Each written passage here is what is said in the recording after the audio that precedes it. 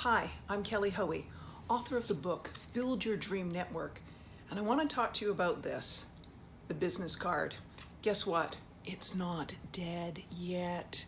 It still has a lot of relevance. One, you can put something like a picture of your product or service, in my case, my book, on your business card. That way, when someone says, "Remind me what you can hand them your card, and they don't have to write down the name of your business, write down the name of your book. It's right there. The material your card is made out of is also networking.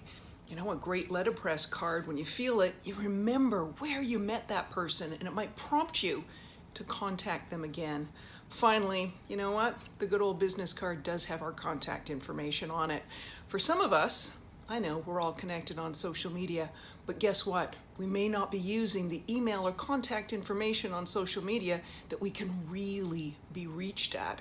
That's my case. So if you want to contact me, you actually do need this, not just my LinkedIn profile.